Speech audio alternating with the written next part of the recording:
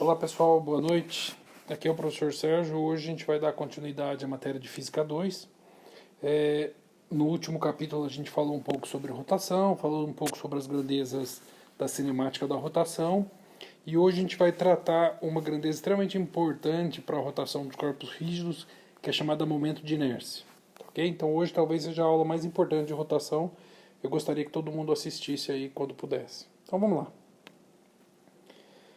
Pessoal, na semana passada a gente falou um pouquinho sobre rotação do corpo rígido e deixei um exemplo para vocês resolverem que relacionavam duas grandezas, uma rotacional, outra translacional, uma que era a velocidade tangencial e a outra velocidade angular.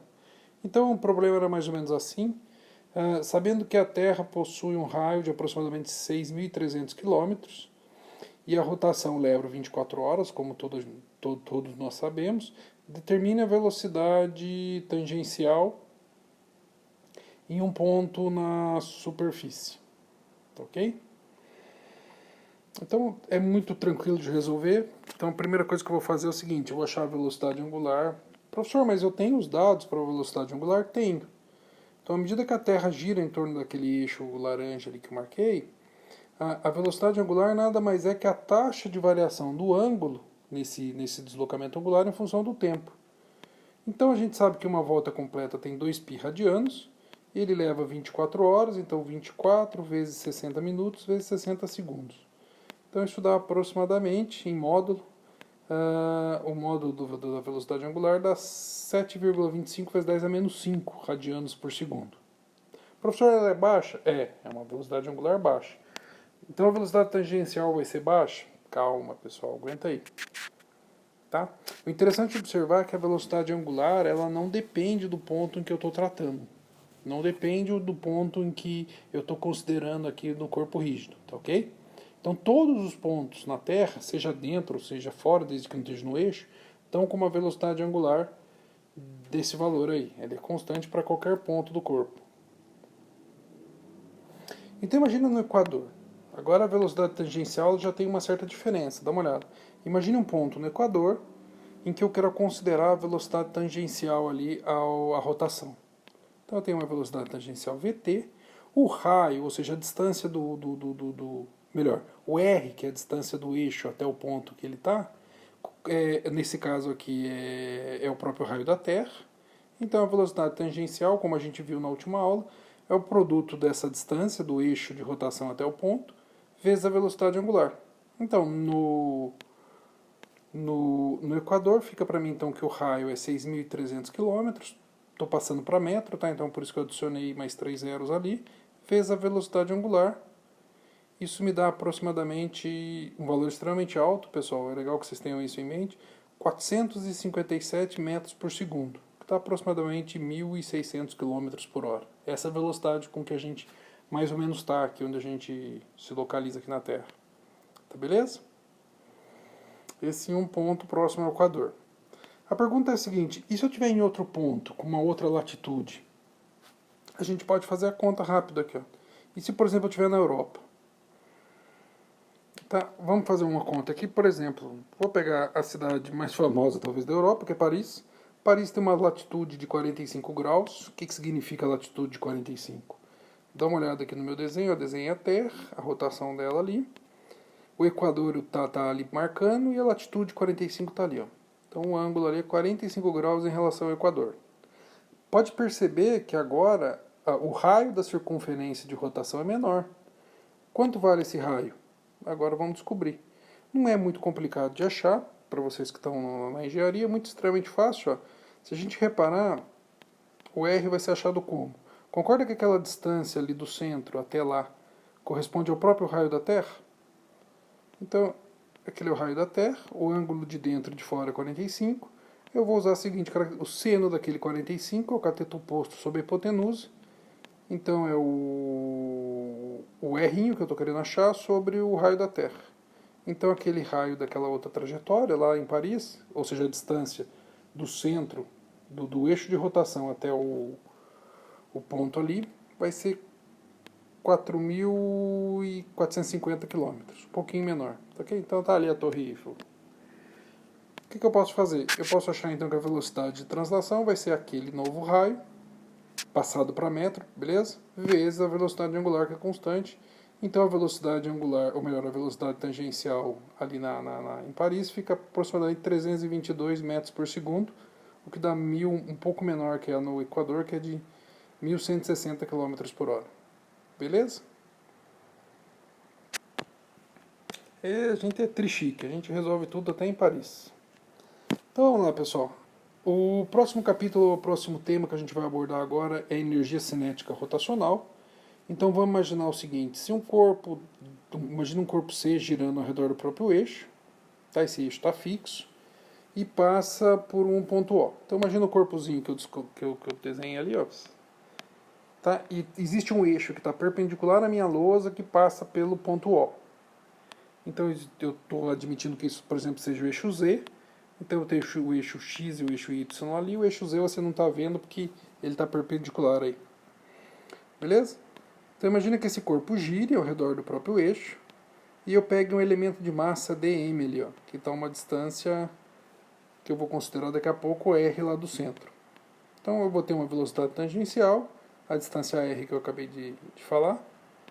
Então eu posso ter que a energia cinética daquele cara vai ser o quê? A gente sabe que a energia cinética nada mais é que meio de mv quadrado. Que velocidade que eu tenho ali? Velocidade tangencial, tá? Lembra que a velocidade aqui é a velocidade tangencial na expressão, a energia cinética de translação. Então, eu posso falar o seguinte, ó. Como eu peguei um elementozinho de massa dm, eu tenho um dm do lado direito. Eu vou ter uma energia cinética pequenininha do lado direito, do lado esquerdo. Então, se eu quiser energia total, eu tenho que integrar dos dois lados, ao longo do corpo C. Então, vai ficar assim, ó. A integral, ou seja, soma... Deixa eu só explicar com calma aqui que... A soma de todos os elementos, da energia cinética de todos os elementos daquele corpo, equivale ao que eu vou marcar aqui, ó, energia cinética total, que é esse cara aqui. Integral de dx é x, integral de dc é o EC. Daquele lado, fica fácil da gente ver o seguinte, o meio sai para fora, beleza? Vai ficar integral ao longo do corpo, da velocidade tangencial de cada elementozinho de massa dm, ao longo de C. Beleza?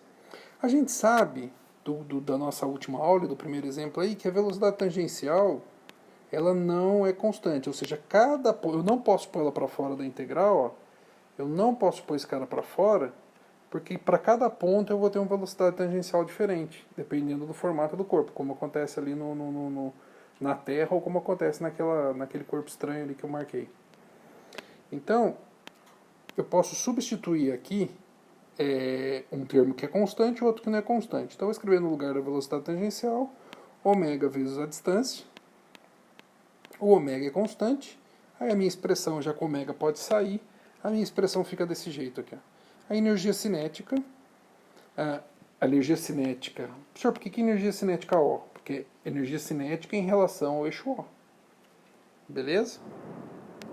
Vai ser igual a meio de ômega ao quadrado. Professor, por que ômega ao quadrado? Porque ó, esse cara aqui está ao quadrado, esse cara aqui vai ficar ao quadrado, esse cara aqui vai ficar ao quadrado. Aí como ele é constante, eu já passei ele para fora ali. Beleza. O que vai sobrar do lado de dentro? R ao quadrado, dm. Senhor, e por que é o R0? Porque esse R aqui, pessoal, cabe a gente mencionar, ele é a distância do eixo de rotação até o elemento de massa que eu estou considerando. Concordo que, se eu voltar lá na minha bactériazinha, no meu corpozinho, um ponto aqui vai ter um valor de R, um ponto aqui vai ter um outro valor de R. Perceba que esse cara não é constante, também depende do ponto. Ó. Então eu não posso pôr ele para fora. Tá ok? Então, essa grandeza que está dentro da integral nada mais é que a distribuição de massa ao redor do eixo de rotação. Beleza? Essa distribuição de massa ao redor do eixo de rotação a gente chama de momento de inércia. O momento de inércia, então, ele mostra para mim o seguinte, como que a massa está distribuída caso a rotação aconteça em torno desse eixo. Então, o eixo de rotação, ele determina, ou melhor, o momento de inércia vai depender de onde eu ponho o eixo de rotação. Tá ok? Então, a gente vai ver com calma mais para frente alguns exemplos. A gente chama esse momento de inércia de I, Então tá aqui, ó, o momento de inércia é I. E por que eu marquei 0 aqui? Porque é o O que eu estou considerando lá, ó, o eixo de rotação O. Então, o momento de inércia em relação ao eixo O. Beleza? Então, quanto maior for esse momento de inércia, mais difícil é alterar o estado de rotação do corpo. Ou seja, mais difícil é eu pôr ele em rotação e mais difícil é eu parar ele depois da rotação.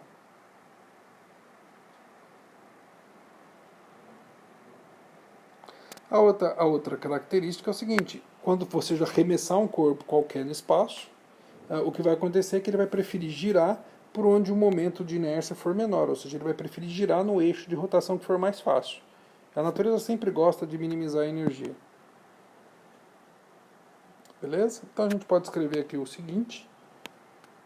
Então eu posso escrever, eu vou pegar a expressão, então a energia cinética ao redor do eixo O. Então, para um eixo qualquer, eu estou generalizando aqui, tá? A energia cinética para a rotação no eixo é ômega ao quadrado sobre 2, é o termo que estava lá fora da integral, vezes o momento de inércia em relação àquele eixo. Beleza? Deixa eu voltar aqui, que eu acho que foi rapidão e pode ter perdido. Então tá ali. Essa é a expressão da energia cinética de rotação, beleza? Guardem com calma. Ela é mais ou menos parecida. Lembra que na translação a energia cinética era meio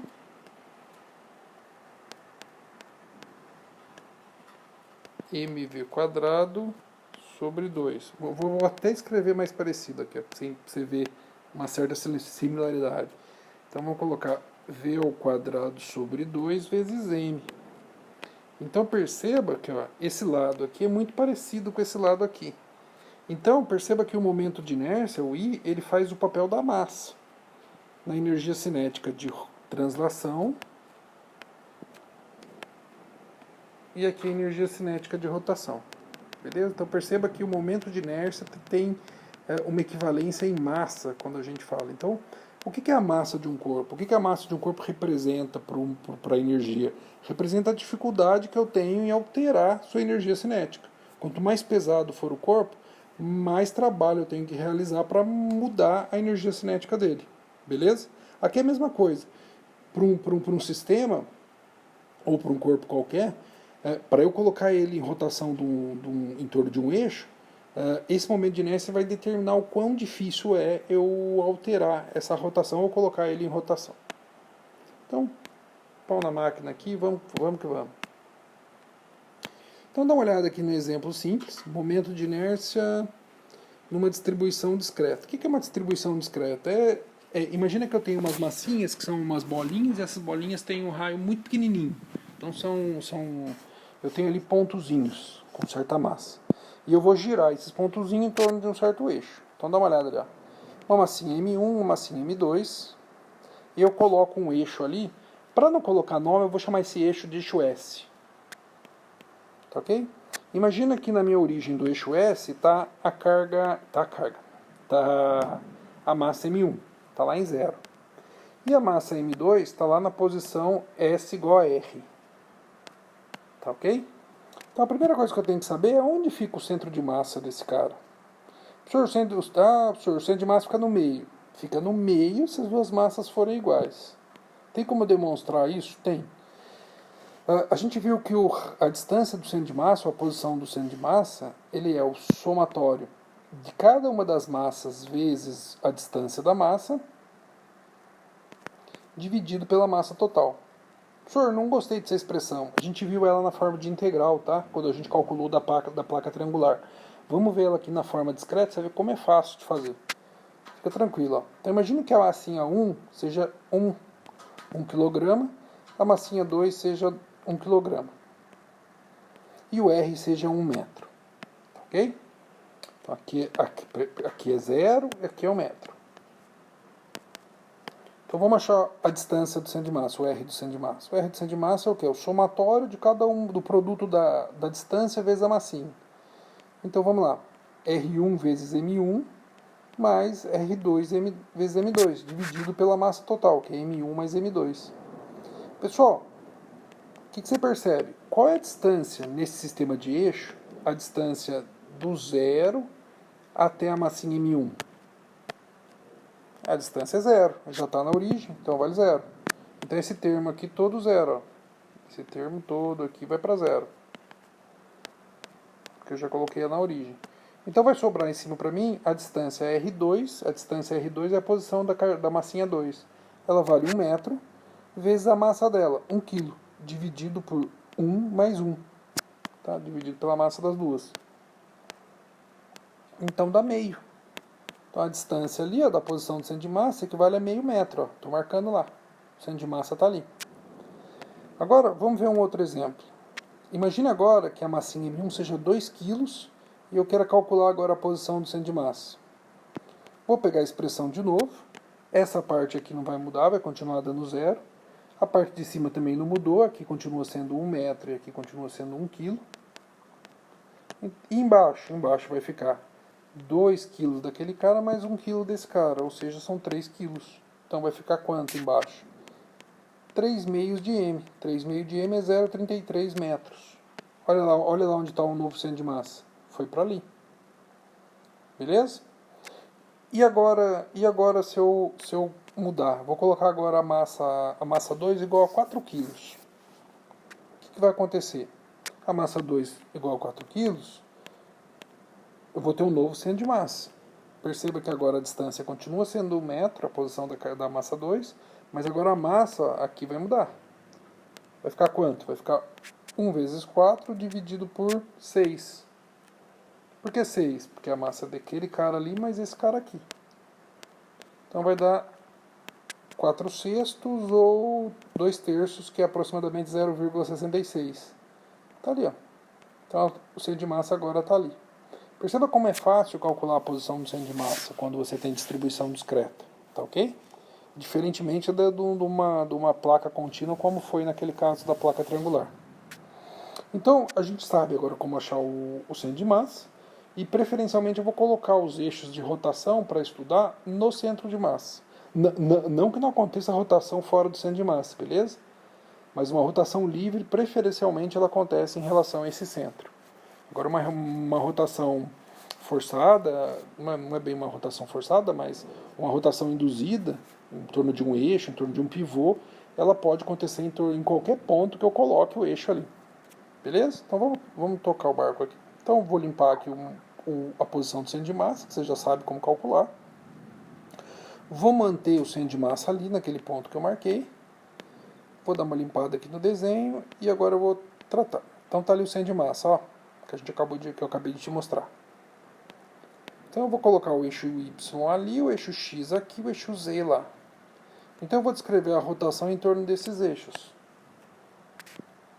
Então, dá uma olhada, ó. Em relação ao centro de massa, ou melhor, o momento de inércia em relação ao eixo X, ou seja, a dificuldade em girar em torno do eixo X, corresponde a esse cara aqui fazer isso aqui, ó. Olha o eixo, é como se eu estivesse olhando agora, o eixo X está saindo aqui, ó.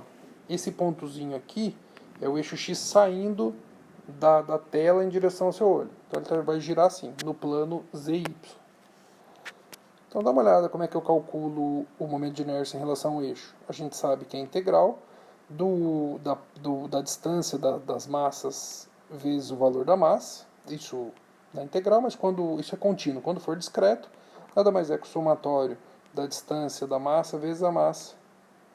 Tá ali. Então olha como é fácil, ó. Então o momento de inércia em relação ao eixo X vai ser o quê? M1, olha aqui.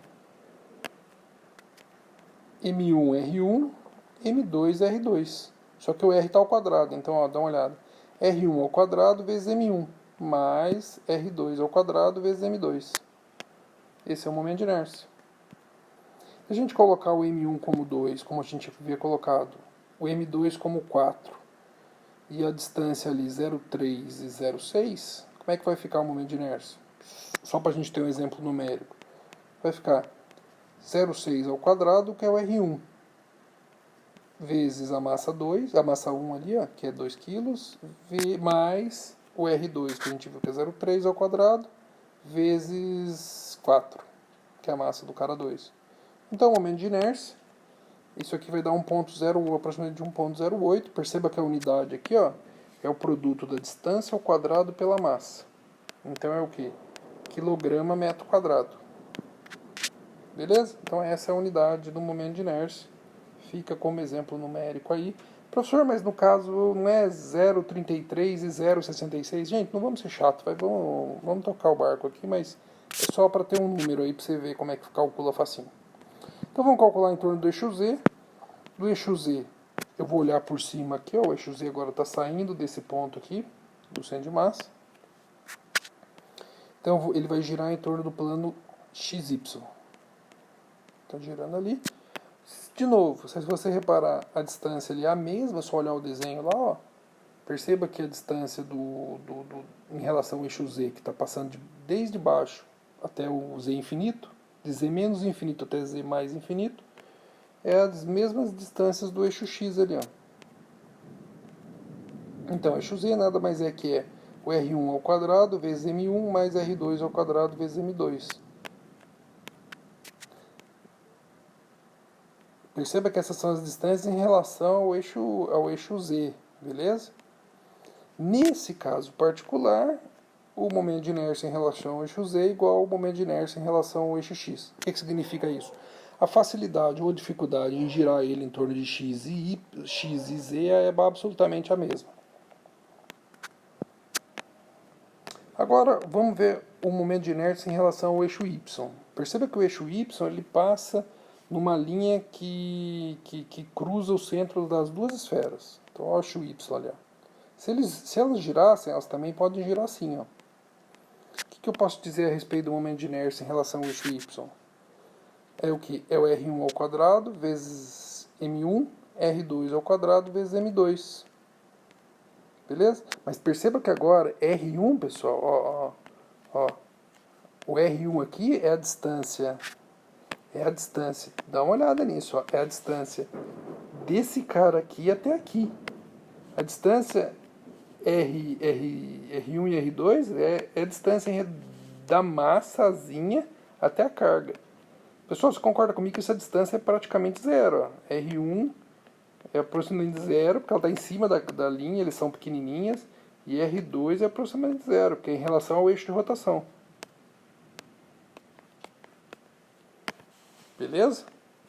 Então, a gente pode admitir que esses caras são extremamente... Nesse caso aqui, eles são extremamente pequenos, e já que M1 e M2 são massas pontuais. Então, o momento de inércia em relação ao eixo Y é muito menor com o eixo X em relação ao momento de inércia do eixo X ou do eixo Z. Ou seja, é muito mais fácil girar essas duas esferas nesse sistema aqui, em torno desse eixo aqui. Beleza? Então, espero que vocês tenham entendido o que é o momento de inércia, como que eu calculo ele para distribuição discreta. Vamos ver um exemplo simples aqui. A molécula de água no forno de micro-ondas. Professor, por que tem a ver esse exemplo aqui? Pessoal, você já teve curiosidade de saber como funciona um forno de micro-ondas? Eu vou explicar do ponto de vista bem clássico, tá? Na realidade, existem duas teorias, uma de Boltzmann, que diz a respeito do princípio de partição de energia, e outra são os espectros vibracionais das moléculas, vibracionais e rotacionais das moléculas diatômicas ou triatômicas. Não vou entrar em detalhes, vamos tratar o basicão aqui. Então, dá uma olhada aqui. Então, imagina que eu tenho uma molécula de água. O legal da molécula de água, ou melhor, a característica da molécula de água, que é uma molécula polar. O que significa isso? Se eu olhasse ela eletricamente, eu veria que a parte de baixo dela é mais carregada do que a parte de cima, ou seja, a parte de baixo tem um sinal. Ela é mais positiva naquele ponto e mais negativa naquele outro ponto. Tá? É por isso que a água molha. Você tem moléculas que têm cargas elétricas e elas vão grudar na parede das coisas. Então é isso que determina uma substância que molha, entre aspas. É uma molécula que a gente diz uma molécula polar. Tem polo elétrico. Então vamos imaginar o seguinte. Vamos pegar o micro-ondas. O micro-ondas nada mais é que um tipo de onda eletromagnética. A onda eletromagnética é constituída por um campo elétrico e magnético, mas vamos falar principalmente do campo elétrico. Um campo elétrico que oscila no tempo e na posição. Então oscila com o tempo e com a distância. Então vamos imaginar o seguinte, ó. Deixa eu voltar aqui. Imagina que nesse ponto, agora, nesse ponto aqui, agora o campo elétrico está apontando para cima. Só que vai passar um tempo, eu quero que você perceba, que daqui a pouco essa onda vai fazer isso aqui. E agora o campo elétrico vai apontar para baixo, no mesmo ponto P. A onda está fazendo isso aqui, ó. Hora para cima, ela está caminhando para cá, então hora ela sobe, hora ela desce, hora ela sobe, hora ela desce. É só digitar animações da onda eletromagnética no Google se você não conseguiu entender. Então tá aqui. Beleza? Aí imagina que eu tenha que o forno joga essa radiação em cima joga essa onda em cima das moléculas de água que estão lá dentro. O que vai acontecer? Como a molécula de água ela é positiva de um lado e negativa do outro, o que vai acontecer é que ela vai querer girar, porque a carga negativa vai contra o campo e a carga positiva vai na direção do campo. Então tem uma rotação ali. Então ela vai girar 90 graus. Só que quando ela girar 90 graus, o que vai acontecer é que a onda já mudou de fase. Agora o campo que estava para cima vai estar para baixo. E ela vai girar de novo mais 90 graus e vai continuar girando. Beleza? Então, o que o forno de micro-ondas faz do ponto de vista clássico aqui é girar essa molécula aqui e a gente enxerga isso como aquecimento da molécula. Tá ok? Então, o que a onda eletromagnética faz? Basicamente, põe essas moléculas para se mexer e isso a gente enxerga como temperatura, como aumento de temperatura. Então tá ali. Então a moléculazinha tá ali, ó. Então imagina que ela vai começar a girar, papapá. Então existe um eixo de rotação, ela vai girar em torno desse eixo de rotação. Então eu vou ter um dθ dt. Beleza? Pergunta: quanto vale... Aí tem um exemplo aqui, depois vocês podem ler com calma, mas ele fala assim, tá em espanhol, mas tá facinho de ler, beleza, pessoal? É bom que a gente aprenda um pouco também de coisa diferente. Melhor que pôr aqui em russo. Então você tem a molécula de água, você tem o hidrógeno e o oxígeno. Treino espanhol. Beleza? Aí ele fala assim, ele dá as distâncias, ele pergunta assim, qual é o momento de inércia? O momento de inércia está aqui fácil, ó, já que ele colocou o eixo de rotação no centro do oxigênio. Então o momento de inércia ficou aqui, ó, 2 vezes a massa do hidrogênio vezes a distância d. Qual que é a distância d? A distância está aqui até aqui, ó. Beleza? Aí quanto vale a energia cinética? Ele deu a condição ali, se a velocidade angular é tal. Você sabe que é m do momento de inércia, meio do momento de inércia vezes a velocidade angular. Aí ele substituiu e fez as contas, ele viu que a energia cinética, a gente sabe que a energia cinética é a energia geral no SI medido em Joule. A gente já viu esse capítulo, já trabalhou bastante sobre isso. Então, a energia cinética em relação ao eixo Z, perceba também que aqui é um momento de inércia, ó. Se ele colocou aqui x e aqui y, o eixo Z é o que está saindo. Então a gente está falando em girar em torno do eixo Z. Então é um momento de inércia em relação ao eixo Z, energia cinética em torno do eixo Z. Beleza? Então pode ler com calma que vocês vão entender. É um exemplo simples da rotação da molécula de água. Então vamos falar um pouquinho agora sobre o momento de inércia em distribuições contínuas. Agora eu não vou falar mais de pontozinho, mas vou falar de corpos. Vamos pegar o primeiro aqui, uma barra fina. Senhor, o que é uma barra fina? Uma barra que não tem espessura, então no fundo é uma linha. Tá? E eu quero saber o momento de inércia em relação ao eixo perpendicular que passa pelo centro de massa. Então tá ali a barra. Tá ali a barra, o centro de massa em amarelinho. E tem um eixo que passa ali. Vou chamar aquele eixo de eixo Y. E aí tem um eixo X que eu vou marcar ali só para representar. Beleza? Então para resolver isso aqui, eu sei o seguinte, ó. Como é uma massa homogênea, se eu pegar isso aqui e dividir por isso aqui, eu vou ter uma constante, que a gente chamou de densidade linear de massa, ou densidade linear. Como ela é constante, se eu pegar esse pedaço aqui e dividir o comprimento dele, a massinha dele pelo comprimento dele, eu vou ter a mesma constante. Ou seja, independe se eu pegar muito ou se eu pegar pouco. Por quê? Porque é sempre a razão da massa pelo comprimento. Se eu pegar mais comprimento, eu vou ter mais massa. Um dividido pelo outro vai dar sempre a mesma coisa. Então eu vou pegar uma fatiazinha desse fio, que vai ter um comprimento de x. Então, uma fatiazinha bem fina. E daí eu vou ter um dm ali, ó. Como o fio é fino, como aquele pedacinho daquela barra é bem fininha, eu vou ter um elemento de massa, que está a uma distância x do meu eixo ali. Beleza? Do meu eixo de rotação. Senhor, por que você está colocando x? Porque é mais fácil colocar em função do eixo x, que eles estão todos aqui em relação ao eixo x. Beleza? Não tem problema algum fazer isso. Então eu posso dizer que o momento de inércia em relação a qualquer eixo, a gente viu que é a integral do r ao quadrado vezes dm ao longo do corpo. Então eu posso falar assim. A gente viu, acabei de falar com vocês sobre a densidade linear, que nada mais é que a massa pelo comprimento. Independente se o comprimento é grande, eu vou ter uma massa grande. Se eu pegar um comprimento pequeno, eu vou ter uma massa pequena. A razão de um pelo outro sempre vai ser uma constante. Então eu posso escrever, se eu pegar esse dx dividindo e passar ele multiplicando, eu posso falar que dm é igual a lambda dx, que é a densidade linear de massa. E o r nada mais é, o r da expressão aqui, ó, nada mais é que a distância desse elemento de massa em relação ao meu eixo de rotação. Está ali. É o x que eu chamei. Então, eu posso montar a integral aqui agora. E em relação ao eixo y, ou seja, para girar em torno do eixo y, vai ser integral de x ao quadrado no lugar do r, lambda dx. De quanto? De menos L sobre 2, ou seja, o pedaço da barra que está à direita, e o pedaço da barra que está à esquerda. Até o pedaço que está à direita ali, ó, L sobre 2. Tranquilo? Daqui até lá. Então, só mandar bala agora, só ligar a maquininha e fazer a integral. Vai ficar assim, x ao quadrado dx, muito fácil de resolver. O lambda, o que é o lambda? A gente viu que o lambda pode ser escrito como a massa total pelo comprimento total. X ao cubo, a integral da x ao cubo sobre 3, de menos L sobre 2 até L sobre 2. Beleza? Então, o momento de inércia em relação ao eixo y é m sobre L.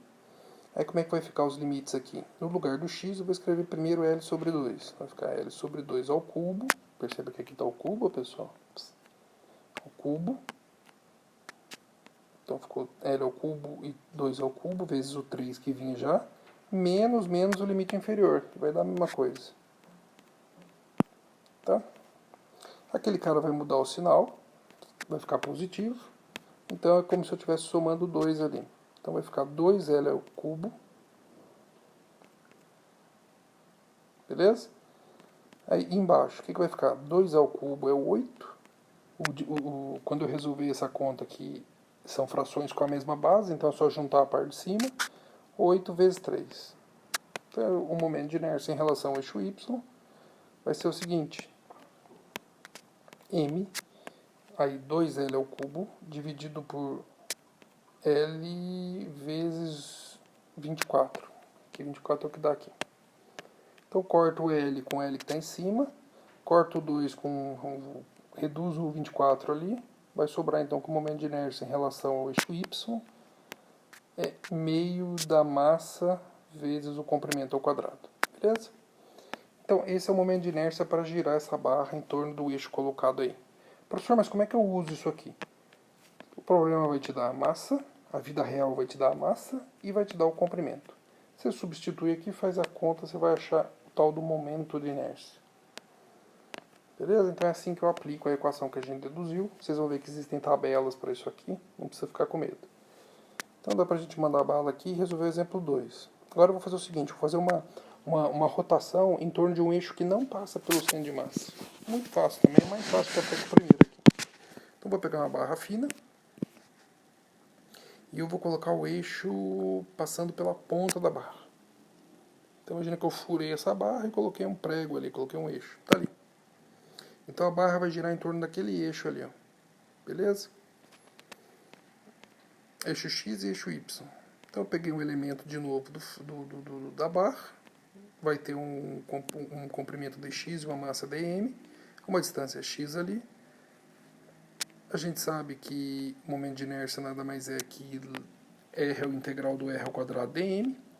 A gente viu que o lambda eu posso trocar dm por lambda dx. O r ao quadrado é x. O lambda nada mais é que a massa total pelo comprimento total. Então eu posso vir e substituir tudo aqui igual a gente já fez ali. Então vou ficar com a equação montada, vai ficar assim, ó. X, que é a distância, ó. X é a distância do elemento que eu estou estudando até esse cara, que nada mais é que o R que está ali primeiramente, depois a gente chamou de X. Vai ficar ao quadrado aqui, ó. Mandei bala. Vezes lambda dx, que é o dm, que a gente já discutiu no primeiro exemplo. O lambda ele é constante, ou seja, dependendo do ponto que eu pegar no fio, esse cara não vai mudar, então ele sai fora da integral. Então fica lambda, e já troco ele. O que é o lambda? Lambda é a massa total pelo comprimento total. Então vai ficar x ao quadrado sobre dx vezes dx, integral de 0 a L, ou seja, vai integrar o fio todo ali. Então vai ficar m sobre L, integral de x ao quadrado é x ao cubo sobre 3, ou L ao cubo sobre 3, substituindo o limite. Então isso vai dar para mim que o momento de inércia para girar em relação à ponta é 1/3 de ml ao quadrado. Beleza? Então tá aí, pessoal. De novo, a vida real, como engenheiro, vai te fazer aplicar isso aqui. É só colocar o comprimento e a massa e mandar bala nas continhas quando você estiver trabalhando na Alstom ou assim por diante. Uma turbina, o que você estiver projetando, pessoal. Em geral para aplicações de engenharia, a rotação é muito mais importante que a translação. Beleza? Em geral, 99% dos problemas se restringem a rotações. É um prédio que pode cair porque flexionou, porque tendeu a rotacionar e assim por diante. Então vamos pegar um disco fino agora. Então tem uma lâmina circular e eu quero calcular a rotação dela em torno de um eixo que passa pelo centro. Então essa placa aqui, ó, esse disco tem um raio que eu vou chamar de R. E eu quero ver o momento de inércia para girar ela assim. Então é como se fosse aquele disco de um CD ou alguma... nem sei se vocês lembram disso. Um CD ou um disco de vinil antigo. Qual que é o momento de inércia para girar? Em torno do eixo X ali. Então eu vou pegar um elementozinho de área. Ele vai ter uma área dm, uma área dA e uma massa dm. Só que eu vou ser mais inteligente. Não faz sentido eu pegar um elemento de área ali perdido. Eu vou pegar um elemento de área mais interessante, ou melhor, mais inteligente que esse negócio aí. Eu vou pegar o quê? Eu vou pegar um aro. Tá ali o arozinho, ó. Senhor, mas esse arozinho é tão fininho, que ele vai ter uma área dA. Beleza? Ele vai ter um elemento de área. Então ele é um anelzinho ali que tá ali. Ele vai ter um raio que eu vou chamar de errinho. Esse vai ser o meu elemento de massa. Então, ele vai ter uma área dA, uma massa dm. Professor, mas como é que ele vai ter uma área dA, uma área pequenininha? Porque ele tem uma espessura pequenininha que eu estou chamando de dr. Beleza? Então vamos lá resolver junto. Então o momento de inércia em relação ao eixo qualquer é integral de r ao quadrado dm ao longo do corpo. Então vai ficar. Pessoal, agora percebam comigo que eu não tenho uma peça unidimensional. Eu tenho agora um sigma. Já que é bidimensional, é densidade superficial. O que é densidade superficial? Massa por área. Como ele é constante, como a gente discutiu ali no caso do fio, se eu pegar uma areazinha pequenininha, eu vou ter uma massazinha pequenininha. A razão de um pelo outro vai dar a mesma constante. Beleza? Agora vamos falar um pouquinho sobre dA. Então eu vou pegar aquele anel, ó, vou pegar aquele anel ali, vou cortar ele e vou abrir. Ele vai virar uma linha reta. Ele é tão fininho que ele vai virar uma linha reta. Ele vai ter uma certa areazinha. Qual que é a área desse cara? É o comprimento dele dividido pela espessura. A espessura é dr. E o comprimento dele? O comprimento dele, pessoal, é o perímetro daquele anel. É o perímetro daquele círculo, que é 2πr.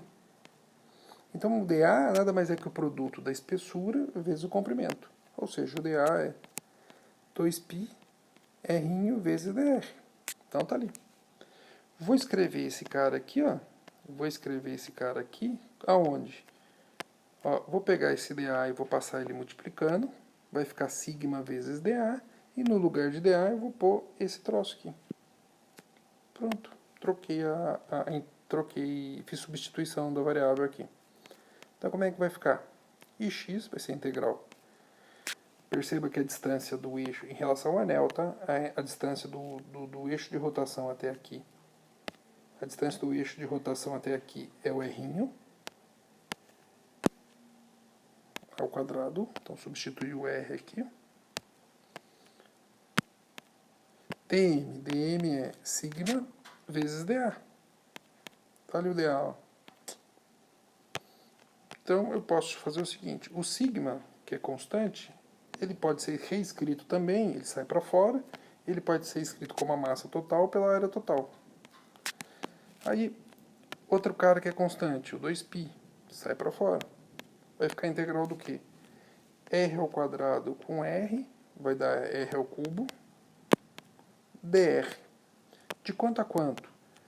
Do centro da placa até quando ela tiver um raio igual ao R1. Beleza? Aqui já dá pra gente fazer uma substituição aqui, ó, só para poder cortar umas coisas. Qual que é a área total da placa? A área total da placa é a área da circunferência, a área do disco. A área do disco é πr ao quadrado. Então substituo tudo aqui. Eu já posso cortar o π com o π ali quando eu colocar, ó. Beleza? O que você fez aqui, professor? Cortei esse cara aqui com esse cara aqui. Vai sobrar 2m. Embaixo sobrou só o r ao quadrado. Tá ali. Aí o que eu vou fazer? Qual que é a integral? Quanto que dá a integral de r ao cubo? dr. R a quarta sobre 4. Já vou substituir aqui o limite, que vai ficar R1, o raio da circunferência. R a 4 sobre 4. Aí eu dou uma simplificada aqui, ó. Corta aquele cara com aquele cara ali, vai sobrar um r ao quadrado em cima. E 2 por 4 vai simplificar, sobrar meio. Vai ficar meio de mr ao quadrado. Então esse é o momento de inércia, ou seja, a dificuldade que eu tenho para girar a placa em relação àquele eixo centrado ali. Beleza? De novo, aplico isso na vida real, colocando aqui a massa, colocando aqui o raio da placa circular.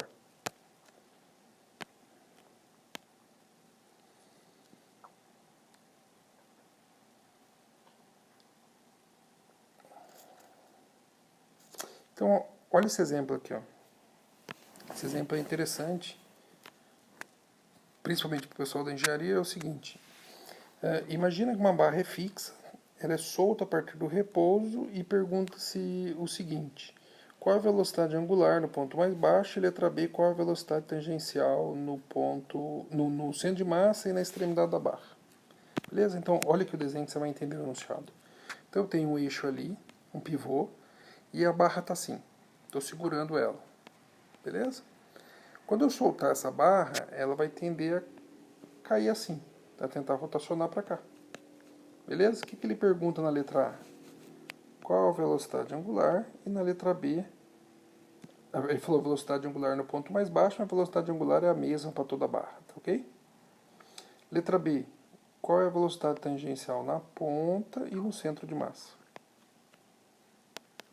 Então vamos trabalhar junto aqui para resolver isso aqui. Então essa barra está ali, tem um pivô e ela pode girar em torno daquele pivô ali. Então o eixo de rotação está aqui, ó.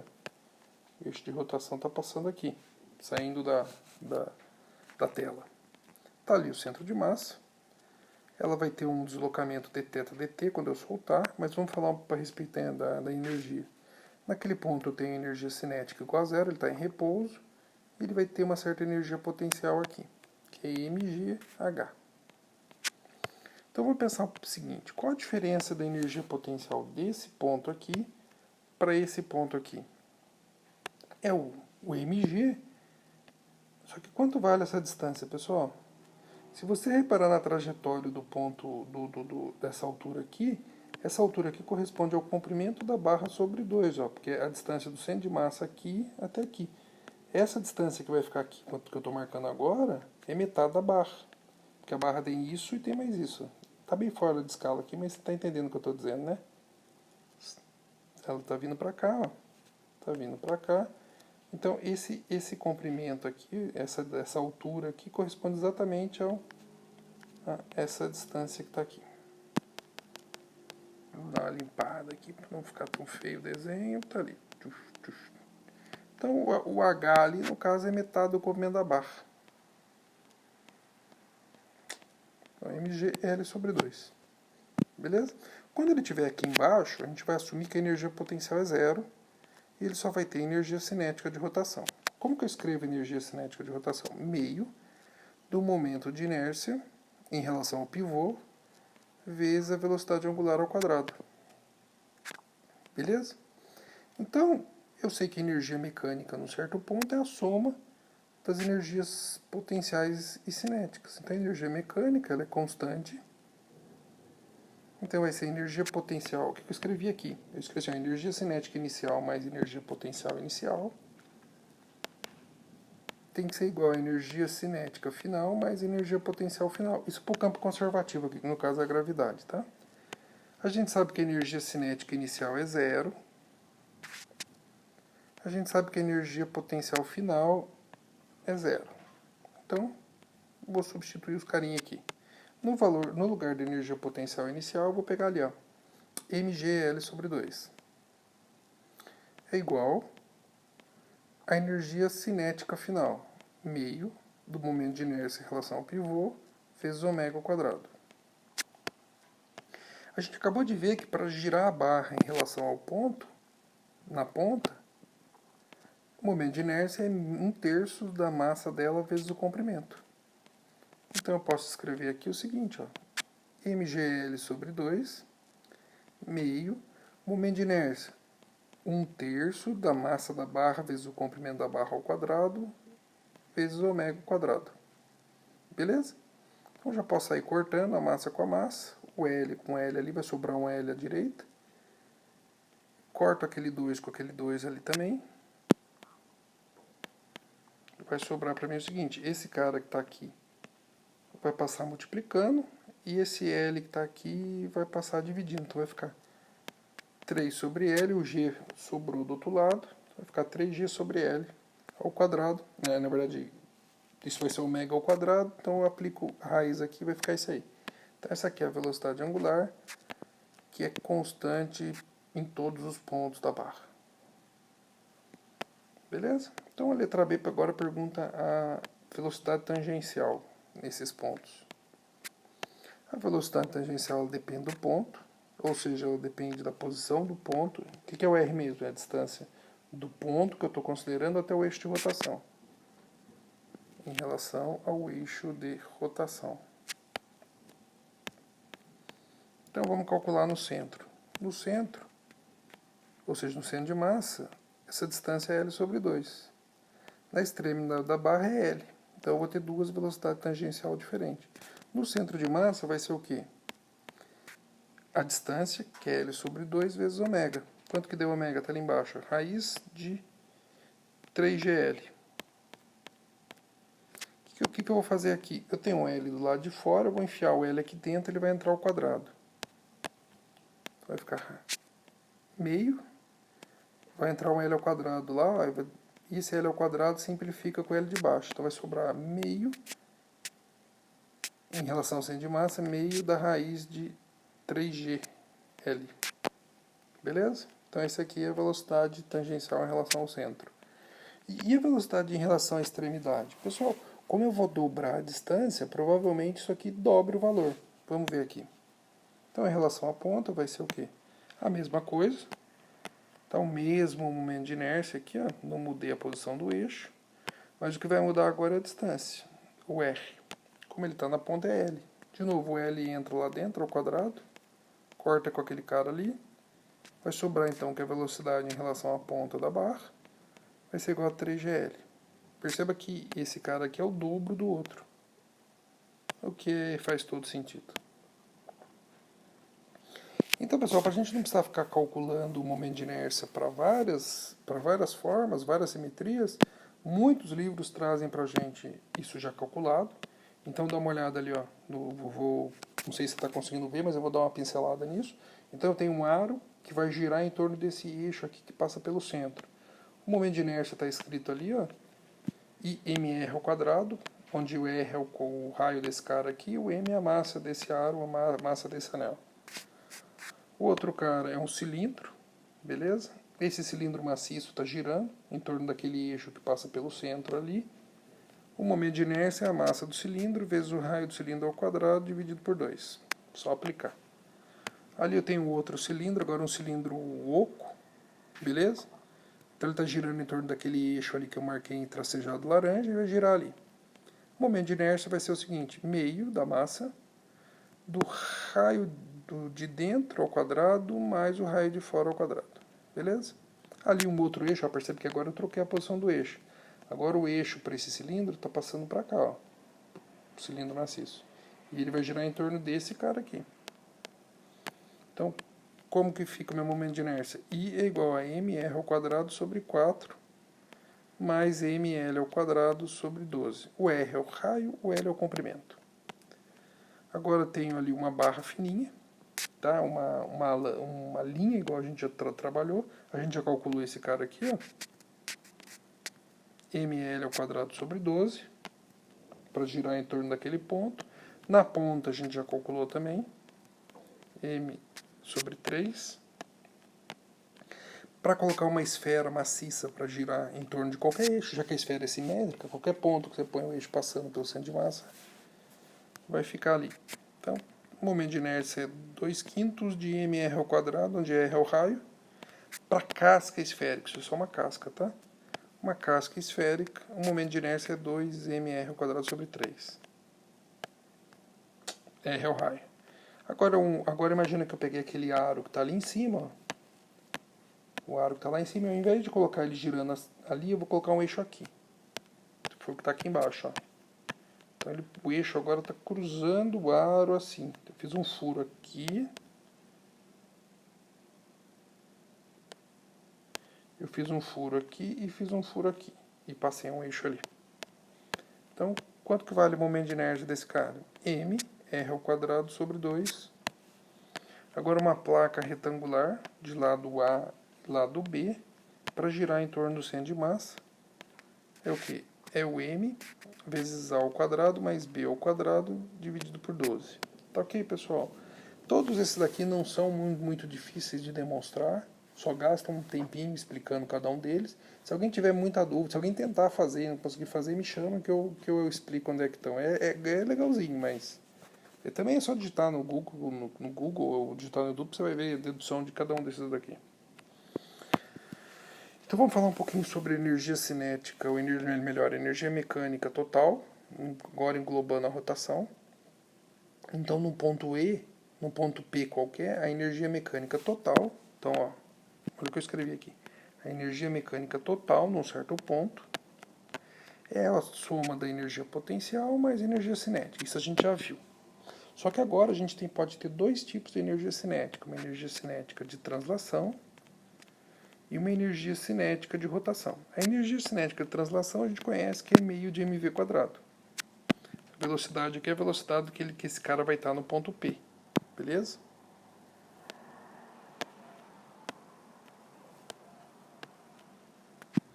A energia cinética de rotação a gente viu que é meio do momento de inércia em relação ao eixo vezes a velocidade angular no ponto P.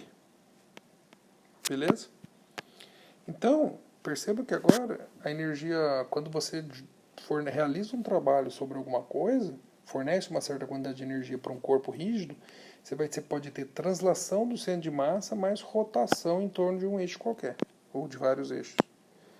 Então a gente viu que, deixa eu só escrever o seguinte aqui, ó. Só para diferenciar nesse momento a energia cinética, eu vou chamar a energia cinética de translação por CET, e energia cinética de rotação por ECR, beleza? Só uma sigla aqui, ó, para diferenciar esses dois aqui.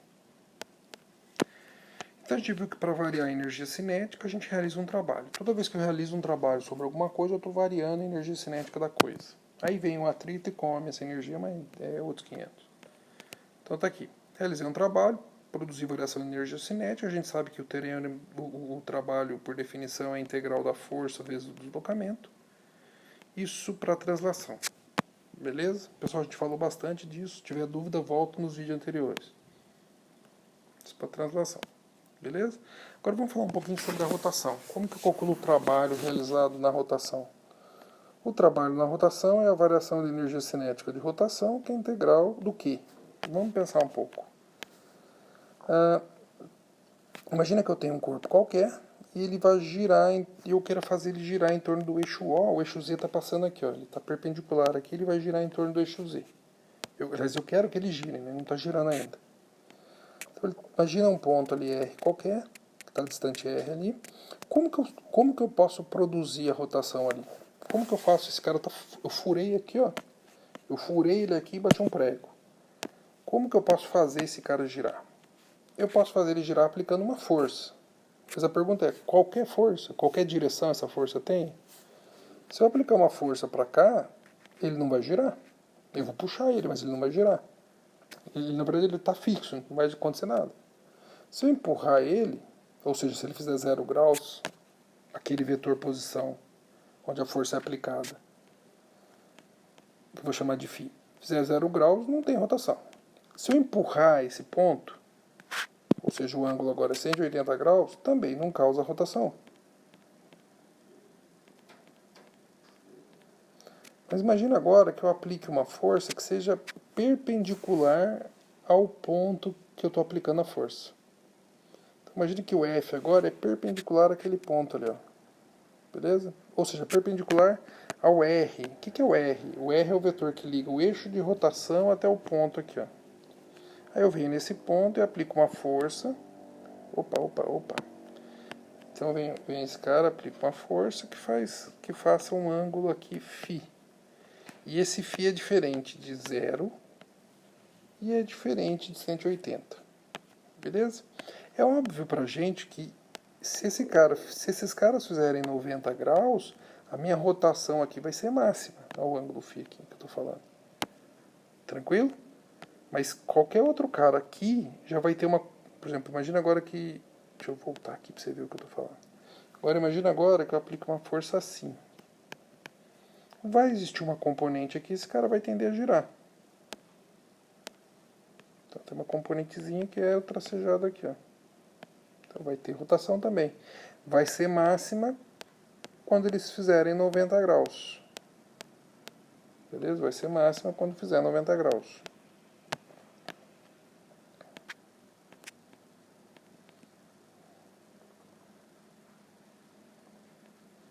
Beleza? Então esse cara vai girar.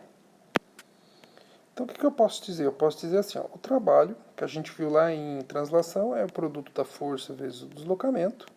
Mas o deslocamento aqui eu vou chamar de ds, porque é um deslocamento que vai ser um semi-arco aqui, um semicírculo. Então imagina que esse deslocamento ds produz uma variação de θ, naquele pontozinho. Então eu posso escrever que a gente já viu que o semi-arco ali é o produto do ângulo vezes o raio. Como o semi-arco é pequenininho, a variação no ângulo é pequenininha. Então tem que ds é r de θ. Vai ficar F. Perceba que também que não é qualquer força. Ó. Eu vou substituir agora. Não é qualquer força que produz rotação. É uma força... Pessoal, que operador trigonométrico tem essas características? Ele é zero ele é zero quando é 0 graus, ele é zero quando é 180 e ele é máximo quando é 90. É o seno, então é seno de φ, ó. Então é força vezes o seno de φ. Agora eu vou trocar esse cara aqui, ó, aqui embaixo. Vou escrever no lugar de ds, r de θ. Então fica para mim o seguinte, que o trabalho na rotação é o produto da força vezes a distância, a força que eu aplico vezes a distância do ponto que eu aplico força até o eixo. Esse R é a distância de novo, é o R que a gente está falando toda hora. Ele é a distância do eixo até o ponto que eu estou aplicando a força. Aqui está o eixo, aqui está o ponto que eu vou aplicar a força. Ó. Beleza? Esse é o R. A gente já vem tratando isso desde o começo. O R sempre é isso. Vezes o seno do ângulo φ. O que é o ângulo φ? É o ângulo entre esses dois caras aqui, ó. É o ângulo entre esses dois caras. Esse é o ângulo φ. Vezes dθ. Pessoal, essa grandeza física, que é o produto da força vezes a distância em relação ao eixo, vezes o seno de φ, que é o ângulo entre eles, a gente chama de torque. Então existe uma grandeza física que relaciona, que é muito parecida com a força, que a gente chama torque. Então perceba comigo que todo esse termo aqui, ele tem um primo. Esse cara que é o primo da força. Então o trabalho vai ser o quê?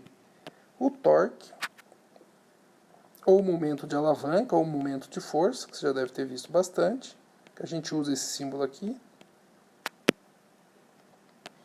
Então a gente escreve que o trabalho é o produto do torque, melhor, a integral dos torques vezes dθ. Beleza? Olha na translação. Na translação eu tenho FDS. na rotação eu tenho torque de θ. A gente vai falar um pouco melhor sobre isso na próxima aula. Eu só dei um fechamento aqui e a gente abraça essa parte de torque e termina a matéria desse semestre. Tá bom, pessoal? Vocês têm uma bela aula aí para assistir. Um forte abraço.